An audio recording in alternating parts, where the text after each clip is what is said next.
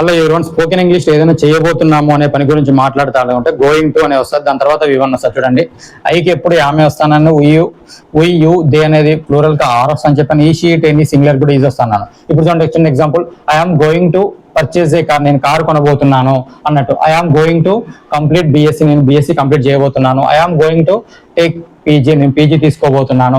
I'm going to meet them, నేను వాళ్ళని కలవబోతున్నాను.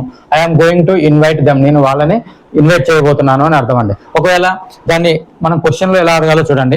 You are going to purchase a car, నువ్వు car కొనబోతున్నావు అని అర్థము. యు ఆర్ అనేది ఏంటి, ఎప్పుడు కూడా హెల్పింగ్ వర్బ్ అనేది బిఫోర్ వస్తే ఏమన్నాను, క్వశ్చన్ అని చెప్పాను కదా. Are you going to purchase a car, నువ్వు కారు కొనబోతున్నావా.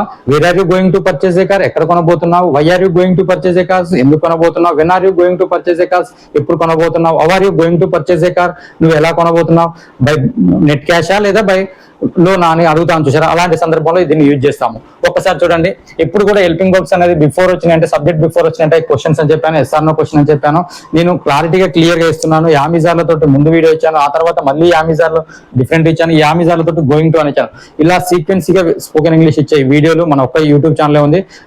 అందరూ కూడా జాగ్రత్తగా వినండి, క్లారిటీగా నేర్చుకొని మిగతా ఫ్రెండ్స్ కు షేర్ చేయండి. ఈ వీడియో కనుక నచ్చితే లైక్ చేయండి, షేర్ చేయండి.